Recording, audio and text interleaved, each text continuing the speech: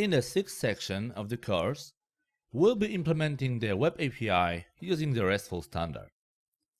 In this section, we'll start with defining our API controllers, then we'll handle the business logic within our API endpoints, then we'll proceed with handling exceptions using custom middleware, and finally we'll execute HTTP requests using tools such as Postman and curl. In this video, we'll be defining API controllers, which means that we'll create required API controllers and define empty methods and endpoints for our API. Let's open our Kubo API project and add a new controller. Let's name it a bucket controller. This controller class will have to derive from the controller, which lies in the ASP.NET MVC namespace. So we just have to add using here. And now let's define our methods. At first, we want to be able to actually get names of all of the buckets in our application. So since we are using the asynchronous repositories and services, also our methods will be fully asynchronous, which means that we'll actually implement our method with the async keyword. So let's do it like this. Async task that will return iActionResult, and it will be a typical get method. And this one will return a JSON, and within our JSON we'll have a collection of our buckets. Something like this. And we should mark this method with HTTP GET attribute and with these signs. So, but before we go with further methods, let's actually add the root attribute on top of our controller. So we want our controller to be accessible under the base API and the controller name. So in that scenario, there will be API/buckets. So let's name it into buckets controller actually, like this. All right, now let's proceed with the next methods. So the next method will be actually getting our bucket by its name. So it could look like this. HTTP GET, given the name, and just pass our name argument here. And this one would return a bucket, just a bucket object. Then let's create a new bucket. So for this one, we'll need a post method. Task that would be something like HTTP post.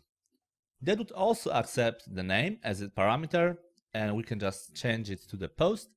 And this one will actually return a created with an URL, relative URL to our newly created bucket, which in that case would be buckets and a name of a bucket and just a null, as we don't want to return any additional object here. And finally our delete method.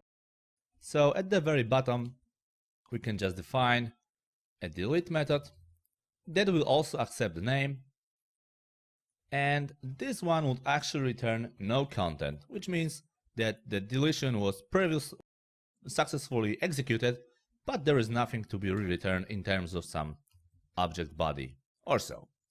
So this is how our endpoints may look like, of course without any iBucket service injection here. So let's proceed into our items controller. So now I can actually create a new class and let's just call it items controller, and it will also derive from the base controller class. And for this one, we'll also create this routing attribute. However, we want to, of course, be able to access it under API/ as the base URL. But since we said that items belong to the bucket, that means that given the RESTful standard and a proper endpoints naming, it should be under buckets / then a bucket name and then /items. So we can see that there is this relation here, like buckets with a name, so we are under the bucket details, and from our buckets we can grab its items. So this is like a proper endpoint for the items controller. Alright, let's go with our methods. So similarly to our buckets, we can define an asynchronous methods, so async task and a get. So here we'll only want to accept the bucket name, and this one will actually return all of the items keys. So that will be something like return JSON and our items or items keys. A next method that would actually return the item details. It would accept the bucket name and the key. And of course, we have to decorate these methods with HTTP GET attribute. So HTTP GET. And for this one, we want to add this key here as a required parameter. So we'll have a nice looking path like API slash buckets slash buckets name slash item slash key. And finally, two last methods, one for creating and one for deleting an item.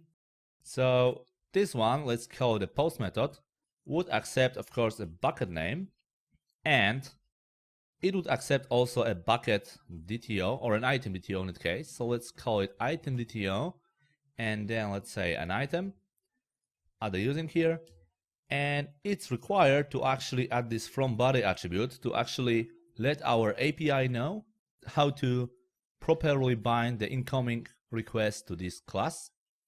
And this one would also return a created with the URL to a newly created bucket. So that will be buckets and bucket name to the newly created item, of course, not the bucket.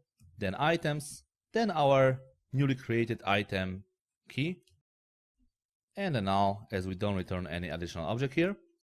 And finally, our delete method, just switch it to the post, and our delete method that will accept the bucket key, the item key, and make it a delete one, and just string key. And this one will actually perform the item deletion on a given bucket and just return a no content, similarly to deleting our bucket. And that will be it. Now we can move further with the implementation and actually implement the proper logic for our methods that are defined here as the API endpoints.